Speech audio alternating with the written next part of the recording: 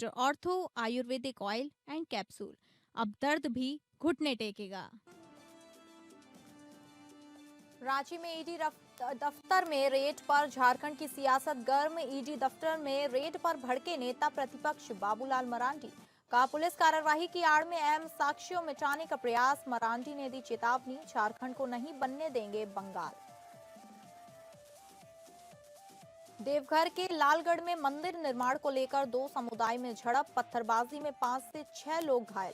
Police ने हालात को किया नियंत्रण। माहौल को बिगाड़ने वालों की तलाश जारी। भाजपा नेताओं ने हेमंत सरकार के मंत्री पर लगाए आरोप। बिहार के गोपालगंज में छेड़खानी का विरोध करना पड़ा भारी। आरोपियों ने पीड़िता और उसके परिजनों के साथ की मारपीट। घायल पीड़िता की इलाज के दौरान गोरखपुर में हुई मौत। मामले की जांच में जुटी पुलिस।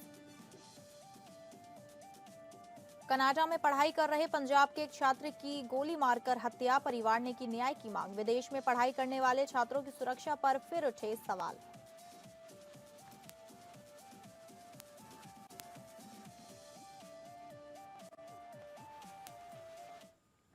नमस्कार, आप सभी का स्वागत है स्टेट लाइव में और मैं हूं आपके साथ अंकिता सिंह। बुलेटिन की शुरुआत करेंगे झारखंड की खबरों से, जहां केंद्रीय जांच एजेंसी प्रवर्तन निदेशालय ईडी के अधिकारियों के खिलाफ झारखंड पुलिस द्वारा दर्ज की गई प्राथमिकी को चुनौती देने वाली याचिका पर आज झारखंड हाईकोर्ट में एक महत्वपूर्ण सुनवाई हुई है।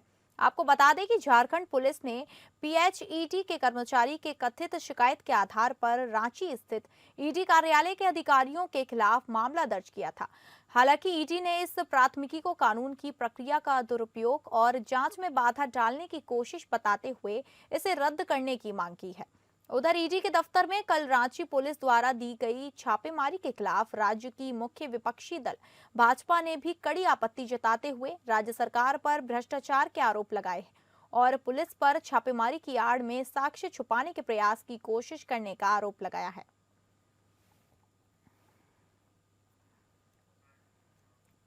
रांची में जिला स्तरीय फाइलेरिया उन्मूलन के उद्देश्य से mass drug administration district coordination committee की बैठक सफलतापूर्वक आयोजित की गई। बैठक में रांची के DC civil surgeon doctor Prabhat Kumar और संबंधित अधिकारी उपस्थित रहे। बैठक ऑनलाइन माध्यम से भी जुड़ी और जिले में फाइलेरिया से मुक्ति पाने के लिए आगामी कार्यक्रमों की रणनीति तय की गई। जानकारी के अनुसार 10 फरवरी 2026 को जिले के राहे, तमाड़ और सोनहातू प्रखंडों में कुल 619 बूथों पर डीईसी और एल्बेंडाजोल की निःशुल्क दवाइयां वितरित की जाएंगी। उपायुक्त ने सभी निवासियों से अपील की है कि निर्धारित तारीख पर अपने नजदीकी बूथ पर जाकर दवाएं आवश्यक लें। जो लोग 10 फरवरी को बूथ पर नहीं पहुंच पाएंगे, उन्हें 25 फरवरी तक घर घर जाकर दवाएं दी जाएंगी। उपायुक्त ने सभी अधिकारियों, स्वास्थ्य कर्मियों और सामुदायिक संगठनों को आवश्यक दिशा निर्देश दिए हैं। उन्होंने सभी विभागों, आशा कार्यकर्ताओं, जीविका दीदियों, शिक्षकों और समुदाय के नेताओं से पूर्ण सहयोग की अपील की। इसके अलावा उत्कृष्ट कार्य करने वाले महिला समूह को प्रशस्ति पत्र देकर भी प्रदान किए। इस पहल के जरिए जिले में 100% लोगों को फाइलेरिया से बचाव सुनिश्चित करने का लक्ष्य रखा गया है।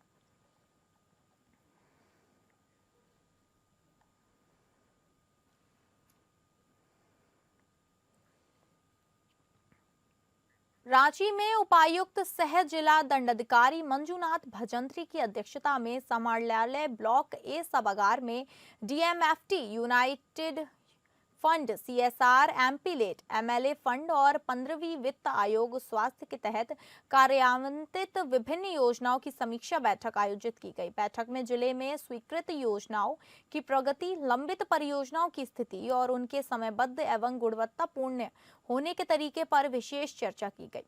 उपायुक्त भजंत्री ने सभी संबंधित विभागों और एजेंसियों को निर्देश दिए कि योजनाओं के क्रियान्वयन में पारदर्शिता, गुणवत्ता और समयबद्धता सुनिश्चित की जाए। उन्होंने कहा, ये निधियां विशेषकर स्वास्थ्य, शिक्षा, पेयजल, सड़क और खनन प्रभावित क्षेत्रों के विकास और कल्याण के लिए महत्वपूर्ण है। बैठक में उप विकास आयुक्त, सिविल सर्जन, जिला योजना पदाधिकारी, कार्यपालक अभियंता और अन्य संबंधित अधिकारी उपस्थित थे। बैठक का मुख्य उद्देश्य स्थानीय समुदाय के कल्याण और विकास से जुड़े सभी कार्यक्रमों को प्रभावी और पारदर्शी रूप से लागू करना था।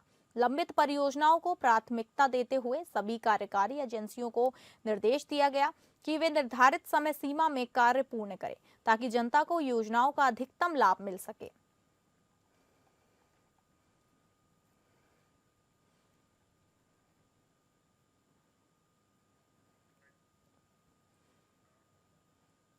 कोडरमा जिले में मादक पदार्थों की तस्करी, खरीद, बिक्री और अफीम की खेती के कारोबार के विरुद्ध पुलिस अधीक्षक अनुदीप सिंह ने निर्देश पर लगातार छापेमारी अभियान चलाया जा रहा है।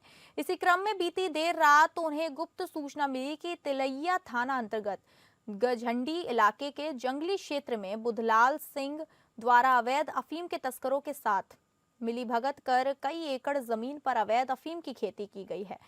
उक्त सूचना का सत्यापन करने के लिए पुलिस अधीक्षक द्वारा अनुमंडल पुलिस पदाधिकारी के नेतृत्व में एक विशेष टीम का गठन किया गया और उनके साथ एक मजिस्ट्रेट की प्रतियुक्ति करने के संबंध में पुलिस अधीक्षक महोदय द्वारा उपायुक्त से किए गए अनुरोध के आलोक में अंचलाधिकारी को मजिस्ट्रेट के रूप में प्रतियुक्ति किया गया। वहीं टीम द्वारा पहले सुबह ग्राम अंबाकोला के इर्द गिर्द तालाब के किनारे पहुंची तो तालाब के पास खड़े 2 से 3 लोगों को देखे। जैसे ही उसके नजदीक जाने लगे तो वहां खड़े व्यक्ति पुलिस को देखकर भागने लगे। पुलिस बल के द्वारा उनका पीछा किया गया तो एक व्यक्ति पकड़ा गया जिसका नाम पता पूछने पर अपना नाम बुधलाल सिंह बताया और भागने वाले व्यक्ति के बारे में बताया कि वो उसका सहयोगी शंकर सिंह था जो साथ मिलकर पोस्ता की खेती लगाया है। गिरफ्तार हुए बुधलाल सिंह के पास मौजूद मोबाइल की छानबीन में तालाब के किनारे की गई पोस्ता खेती का फसल का फोटो लिया गया पाया गया। तत्पश्चात उसके द्वारा तालाब के सटे ही जंगल के पास करीब 1 एकड़ जमीन में पोस्ता का फसल दिखाया गया और बोला कि तालाब के दूसरी ओर छोर पर करीब 2 एकड़ जमीन में पोस्ता अफीम की खेती इनके एवं इनके सहयोगी के द्वारा की गई है। तत्पश्चात पुलिस टीम द्वारा बुधलाल सिंह के निशानदेही पर उसके एवं उसके सहयोगियों द्वारा अवैध रूप से खेती किए गए जगहों पर भारी बारी से छापेमारी की गई, जिस काम में पाया गया कि तीनों ही जगह पर करीब 3 एकड़ में अफीम की खेती की गई। अफीम का पौधा करीब 6 इंच का पाया गया, कहीं कहीं पौधा इससे बड़ा भी होना पाया गया। हालांकि आरोपी बुधलाल सिंह द्वारा अफीम की खेती किए जाने से संबंधित कोई वैध कागजात प्रस्तुत नहीं किया गया और न ही कोई संतोषजनक जवाब दिया गया। फिलहाल तीनों जगह से कुछ अफीम के पौधों को नमूना के तौर पर विधिवत रूप से सुरक्षित रखे हुए शेष तीनों जगहों पर लगे अफीम के पौधों को ट्रैक्टर चलवाकर विनष्ट कर दिया गया है। इसके अलावा आरोपी द्वारा अफीम की खेती करने में प्रयुक्त किए जा रहे पानी का पाइप, बिजली का तार, अनेक प्रकार के रसायन उर्वरक आदि खेत से बरामद किए गए हैं। अभियुक्त द्वारा जिस जमीन पर अफीम की खेती की गई है उस जमीन का खाता, प्लाट व जमीन का किस्म के बारे में अंचल अधिकारी से प्रतिवेदन प्राप्त किया जा रहा है। इस अवैध कारोबार में संलिप्त अन्य लोगों के नाम पता का सत्यापन कर उसकी गिरफ्तारी के लिए लगातार छापेमारी की जा रही है।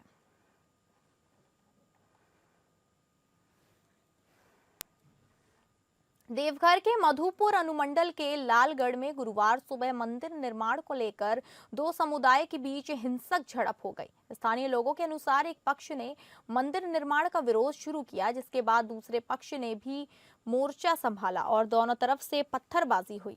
इस घटना में 5 से 6 लोग हल्के फुल्के घायल हुए हैं, जिन्हें स्थानीय अस्पताल में भर्ती कराया गया है। स्थिति की गंभीरता को देखते हुए मौके पर पुलिस बल तुरंत पहुंचा और दोनों पक्षों को समझा बुझाकर शांत कराया। डीएसपी सतेंद्र सिंह ने बताया कि पूरे इलाके में पुलिस की निगरानी लगातार जारी है और दोनों पक्षों की तरफ से शिकायत दर्ज कराई जा रही है। पुलिस ने यह भी कहा कि माहौल को बिगाड़ने वाले आरोपियों की गिरफ्तारी के लिए गश्त तेज कर दी गई है। राजनीतिक गलियारे में भी इस मामले को लेकर बयानबाजी शुरू हो गई है। भाजपा सांसद निशिकांत दुबे और स्थानीय नेता गंगा नारायण सिंह ने सोशल मीडिया के माध्यम से मंत्री हफीजुल हसन अंसारी पर आरोप लगाते हुए कहा कि उन्होंने इस इलाके में सामुदायिक उन्माद फैलाया। वहीं भाजपा के जिला अध्यक्ष सचिन रवानी और अन्य नेताओं ने घायलों से मुलाकात कर आरोपियों के खिलाफ कड़ी कार्रवाई की मांग की है।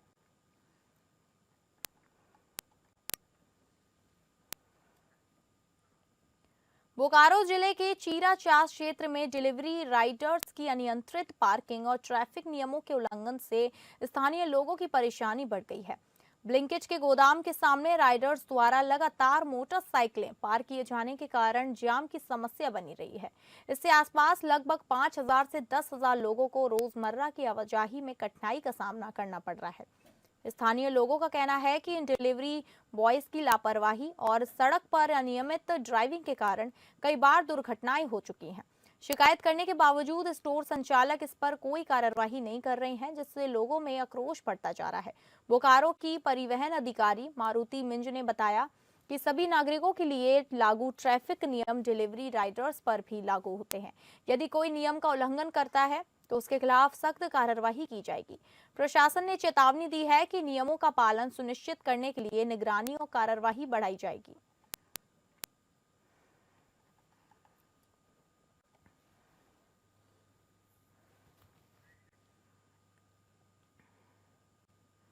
जहां गोपालगंज के कुचायत कोट थाना क्षेत्र के मौज खजूरी गांव में छेड़खानी मामले में घायल 17 वर्षीय किशोरी रागिनी कुमारी ने गुरुवार को इलाज के दौरान गोरखपुर में दम तोड़ दिया। घटना के बाद गांव में मातम पसरा रहा है और पीड़ित परिवार के बीच कोहराम मचा हुआ है। मिली जानकारी के अनुसार बीते 2 जनवरी को खजूरी गांव निवासी शत्रुघ्न कुशवाहा की 17 वर्षीय रागिनी कुमारी के साथ गांव के ही कुछ लोगों के द्वारा छेड़खानी की घटना हुई थी। इस संबंध में शिकायत करने जब रागिनी के चाचा और अन्य परिजन आरोपी पक्ष के घर गए तो आरोप है कि आरोपी पक्ष और गांव के ही कुछ लोगों ने रागिनी सहित उसके परिवार वालों पर हमला कर दिया। मारपीट में रागिनी गंभीर रूप से घायल हो गई। स्थानीय लोगों की मदद से उसे कुचायत कोट सामुदायिक स्वास्थ्य केंद्र ले जाया गया, जहां प्राथमिक उपचार के बाद डॉक्टरों ने स्थिति गंभीर देखते हुए गोपालगंज रेफर कर दिया। गोपालगंज में भी हालत नाजुक होने पर चिकित्सकों ने रागिनी को गोरखपुर मेडिकल कॉलेज रेफर कर दिया, जहां इलाज के दौरान गुरुवार को उसकी मौत हो गई। रागिनी की मौत की खबर लगते ही परिवार के बीच चीख पुकार मच गई। गांव में भी शोक की लहर दौड़ गई है। रागिनी की मौत के बाद से परिजन शव को लेकर कुचायत कोट थाना गेट पर पहुंचे और पुलिस से इंसाफ की गुहार लगाते हुए देखे गए। पुलिस ने इस मामले में 6 लोगों को नामजद आरोपी बनाया है। वहीं आरोपी पक्ष की ओर से भी एक प्राथमिकी दर्ज कराई गई थी। दोनों पक्षों के आवेदन के आधार पर पुलिस ने कुछ लोगों को गिरफ्तार कर न्यायिक हिरासत में भेज दिया है। रागिनी की मौत के बाद कुचायत कोट पुलिस ने मामले में शामिल फरार और वांछित आरोपियों की गिरफ्तारी हेतु छापेमारी तेज कर दी है। थाना अध्यक्ष ने बताया कि जल्द सभी आरोपियों को गिरफ्तार कर कानूनी कार्रवाई की जाएगी। घटना से पूरे इलाके में आक्रोश का माहौल है और लोग दोषियों की शीघ्र गिरफ्तारी व कठोर कार्रवाई की मांग कर रहे हैं।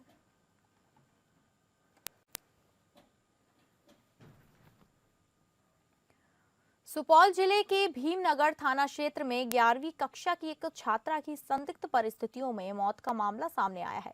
पोस्टमार्टम रिपोर्ट में छात्रा को गोली मारे जाने की पुष्टि होने के बाद मामला और भी गंभीर हो गया। फिलहाल पुलिस ने परिजनों के आवेदन के आधार पर आपराधिक मृत्यु का मामला दर्ज कर जांच शुरू कर दी है। घटना के संबंध में मृतका के चाचा सुमित सिंह द्वारा भीमनगर थाना में दिए गए आवेदन के अनुसार मंगलवार की शाम करीब 4 बजे छात्रा अपने घर के डाइनिंग हॉल में टीवी देख रही थी, जबकि वह स्वयं बाथरूम में थे। इसी दौरान अचानक गिरने की आवाज सुनाई दी। बाहर निकलने पर देखा लड़की जमीन पर गिरी पड़ी मिली हुई। परिजन आनंद फानन में उसे अनुमंडलीय अस्पताल वीरपुर लेकर पहुंचे, जहां चिकित्सकों ने उसे मृत घोषित कर दिया। परिजनों के अनुसार इसके बाद उससे संदेह हुआ कि पुलिस को सूचना दी। सूचना मिलने पर पुलिस अस्पताल पहुंची और हल्की पूछताछ के बाद परिजनों को शव घर ले जाने की अनुमति दे दी। हालांकि देर रात करीब 1:30 बजे वीरपुर और भीमनगर थाना की संयुक्त पुलिस टीम मृतका के घर पहुंची और शव को जब्त कर पोस्टमार्टम के लिए सुपौल सदर अस्पताल भेज दिया। बुधवार को सदर अस्पताल में कराए गए पोस्टमार्टम के दौरान ये स्पष्ट हुआ कि छात्रा की मौत गोली लगने से हुई है। रिपोर्ट सामने आने के बाद परिजनों के बयान और घटना की परिस्थितियां संदेह के घेरे में आ गई। पुलिस अब यह पता लगाने में जुटी है कि गोली कैसे चली, घर में हथियार था या नहीं और घटना के समय घर में कौन कौन मौजूद थे। इस संबंध में पुलिस अधीक्षक शरद आरएस ने कहा कि मामले की गहराई से जांच की जा रही है। पोस्टमार्टम रिपोर्ट सहित सभी पहलुओं को ध्यान में रखते हुए आगे की कानूनी कार्रवाई की जाएगी।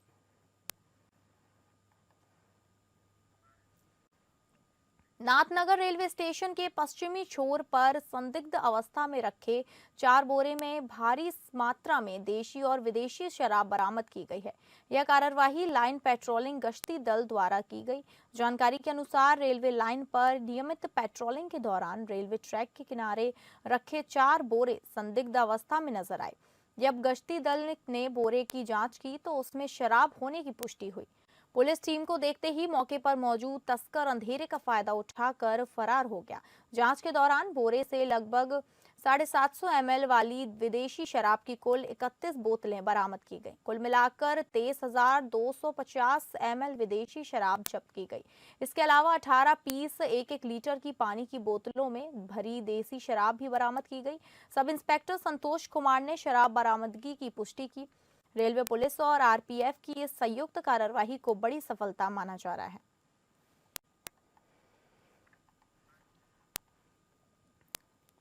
बाईस मार्च 2026 को ऑस्ट्रेलिया के सिडनी में पहले अंतर्राष्ट्रीय बिहार पूर्वांचल महोत्सव का आयोजन किया जाएगा। इसमें 30 देशों में रह रहे प्रवासी पूर्वांचली भाग लेंगे। साथ ही ऑस्ट्रेलिया और भारत के विभिन्न राज्यों से विशिष्ट राजनीतिक सामाजिक व्यक्तित्व भाग लेंगे।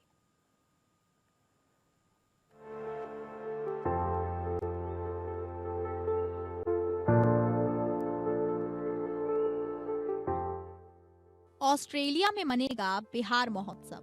जी हाँ, बिहार के मूल निवासी और सिडनी में रहने वाले व्यवसायी प्रवीण कुमार ने ये जानकारी एक प्रेस कॉन्फ्रेंसिंग में जारी की। उनके साथ बिहार निवासी और देश स्तर पर चर्चित कवि संजीव मुकेश और क्रिकेट के व्यवसाय से जुड़े निशांत दयाल भी मौजूद रहे। बिहार पूर्वांचल महोत्सव उस दिन हम पूर्वी को लॉन्च करेंगे। अभी लॉन्च नहीं करेंगे, एक आपको बताया हाई लेवल पे कि पूर्वी क्या करेंगे, लेकिन वर्ल्ड की जो बेस्ट माइंड है हमारी वो बैठेगी 1-2 महीने में और हम पूरा रोड मैप बनाएंगे। हम सिर्फ विजन नहीं देना चाहते, हम रोड मैप देना चाहते हैं अपने राज्य को। विजन देने से क्या होगा? विजन है मेरा कि यहाँ सब कुछ बड़ा अच्छा हो, 5 स्टार्टअप है, आप यूनिकॉर्न बने एक साथ। रोड मैप क्या है उसका, एग्जीक्यूट कैसे उसको करेंगे, हम उसमें फोकस करना चाहते हैं। सिडनी यूनिवर्सिटी में बैठ के हम आए हैं, स्टैनफोर्ड में बात चल रही है, जो बड़े टॉप यूनिवर्सिटी जो हमें बात कर रहे हैं कि ऐसे केस स्टडी में वर्ल्ड में कोई पहला केस नहीं होगा बिहार जिसमें टैलेंट है, विकास नहीं हुआ है। इस दौरान प्रवीण कुमार ने बताया कि हमने पूर्वी इंटरनेशनल नामक एक वैश्विक मंच की नींव रखी है, जो युवा विकास, शांतिपूर्ण राष्ट्रीय एकता और सेवा आधारित आर्थिक मॉडल के निर्माण के लिए समर्पित है। 22 मार्च 2026 को ही सिडनी में भी इस मंच का औपचारिक शुभारंभ भी किया जाएगा। इसमें एक है कि बड़ा ही पूर्वी सम्मान करके हम 4 से 5 चुनिंदा लोगों को जो अच्छा काम कर रहे हैं वो देखिए, उसका एक पार्ट है। और एक दिन का महोत्सव नहीं है, जैसे बिहार दिवस तो चलो एक दिन में मना लिया, ये महोत्सव है जो सालों भर चलेगा। प्रत्यक्ष रूप से यहाँ पे हो रहा है 22 मार्च को, उसके बाद हर एक दिन हर एक मिनट ये महोत्सव चलेगा। अब जितने ही वर्ल्ड ओवर बिहारी पूर्वांचली हैं उन सब के दिनों में हमारे जो मंगा साहब आए हुए हैं, मेरे लिए वही बिहारी हैं। यह पहल खेलो India, fit India, NCC, NSS और एक भारत श्रेष्ठ भारत जैसे राष्ट्रीय कार्यक्रमों के अनुरूप है। इसका फोकस खेल, अनुशासन के नेतृत्व, शारीरिक फिटनेस, मानसिक दृढ़ता, टीम वर्क, आत्मसंयम और नैतिक नेतृत्व पर होगा। इस पहल का केंद्रीय विश्वास है कि बिहार और पूर्वांचल के युवाओं को भारत के भविष्य में केंद्र में रहना चाहिए। इसकी एक प्रमुख प्रतीकात्मक पहल सेवा यात्रा होगी, जो प्रतिवर्ष आयोजित किए जाने की योजना है। इसमें देश भर से चयनित विभिन्न समुदाय के लगभग 1500 युवा प्रतिभागी शामिल होंगे, जो रक्तदान शिविर, स्वच्छता अभियान, वृक्षारोपण, सामुदायिक सेवा, कौशल कार्यशालाएं, शांति संवाद, सामुदायिक भोजन और सांस्कृतिक आदान प्रदान जैसे कार्यक्रम करेंगे। Bureau report, APN. अब रुक करेंगे छत्तीसगढ़ की खबरों की, जहां रायपुर में आम आदमी पार्टी की ओर से आयोजित पत्रकार वार्ता में प्रदेश नेता मेहरबान सिंह ने नगरीय प्रशासन एवं विकास विभाग में व्याप्त भ्रष्टाचार को लेकर भाजपा सरकार पर कड़ा हमला बोला।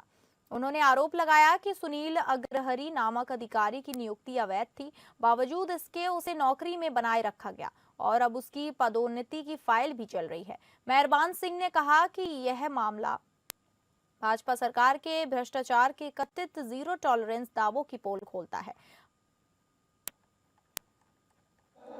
इन्फॉर्म कर दिया जाता है कि ये गड़बड़ हुई है।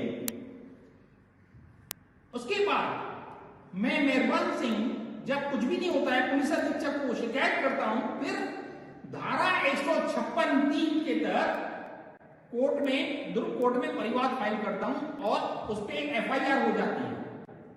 सुनील अग्रवाल जी के ऊपर FIR हो जाती है। उस FIR को वो चैलेंज करते हैं। कोई भी अगर अपराध दर्ज होता है ना तो ये कहता है कि फलाना शासन विरुद्ध, यही कहलाता है। तो मतलब उस केस को अब सरकार देखेगी, है ना। अभी 2025 में हाईकोर्ट उस FIR को रद्द कर देता है टेक्निकल ग्राउंड पे।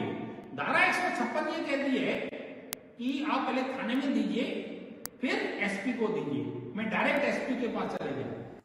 क्रिकेट प्रेमियों के लिए बड़ी खबर है। 23 जनवरी को भारत और न्यूजीलैंड के बीच होने वाले रोमांचक मुकाबले की टिकटों की बिक्री ऑनलाइन मोड में शुरू हो गई है। छात्रों के लिए विशेष ऑफर के तहत टिकट सिर्फ 800 रुपए में उपलब्ध होगी और प्रत्येक छात्र को केवल एक ही टिकट मिलेगी। मैच में विभिन्न श्रेणियों के टिकटों की कीमतें भी तय कर दी गई हैं। अपर सिटिंग की टिकट 2000 रुपए, जबकि लोअर सिटिंग की टिकटें 2500, 3000 और 3500 रुपए में उपलब्ध होंगी। वहीं कॉर्पोरेट बॉक्स की टिकट 25,000 रुपए की रहेंगी। ऑनलाइन मोड से एक व्यक्ति अधिकतम 4 टिकट खरीद सकता है। इसके अलावा फिजिकल टिकट की बिक्री 19 जनवरी से शुरू होगी। फैंस के बीच इस मैच को लेकर उत्साह चरम पर है और स्टेडियम में दर्शकों की भीड़ मैच को और भी रोमांचक बनाएगी।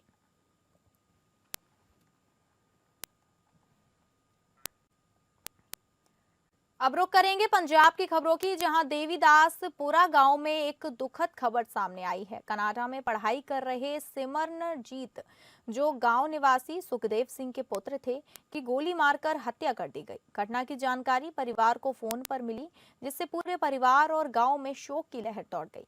सिमरनजीत 2023 में पढ़ाई के लिए कनाडा गए थे और अपना भविष्य सुधारने की कोशिश कर रहे थे। परिवार और ग्रामीणों ने बताया कि इस हादसे ने पूरे इलाके को स्तब्ध कर दिया है। कनाडा पुलिस मामले की गंभीरता से जांच कर रही है और हत्यारों की जल्द गिरफ्तारी के प्रयास जारी हैं। परिवार ने अंतर्राष्ट्रीय स्तर पर न्याय की मांग की है और गांव के लोग अपने दुख को परिवार के साथ साझा कर रहे हैं। इस घटना ने विदेश में रह रहे युवाओं की सुरक्षा और उनके परिजनों की चिंता को भी उजागर किया है। कनाडा में भारतीय छात्रों की सुरक्षा को लेकर प्रशासन और कूटनीतिक स्तर पर भी सतर्कता बढ़ती जा रही है।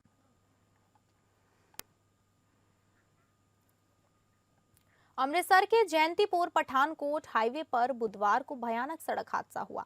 बटाला से अमृतसर जा रही एक बस, जो यात्रियों से भरी हुई थी, अचानक अपने सामने चल रहे ट्रैक्टर ट्रॉली से टकरा गई। इस हादसे में ट्रैक्टर पर सवार यात्री और बस में बैठे कई लोग घायल हो गए। घायलों को तुरंत इलाज के लिए पास के प्राइवेट अस्पताल में भर्ती कराया गया। पुलिस ने मौके पर पहुंचकर दुर्घटना की जांच शुरू कर दी है। बताया जा रहा है कि तेज रफ्तार के कारण बस और ट्रैक्टर ट्रॉली नियंत्रण से बाहर हो गए थे। हालांकि कोई मौत की खबर नहीं है और ज्यादातर लोग गंभीर रूप से घायल हैं। हादसे की सूचना मिलते ही हाईवे पर अन्य यात्रियों में अफरा तफरी का माहौल बन गया। पुलिस ने ट्रैफिक को नियंत्रित किया और हादसे के कारणों की विस्तृत जानकारी में जुट गई। अधिकारियों ने लोगों से सावधानी बरतने और तेज गति से वाहन चलाने से बचने की अपील की है। तो फिलहाल स्टेट लाइव में बस इतना ही। नमस्कार।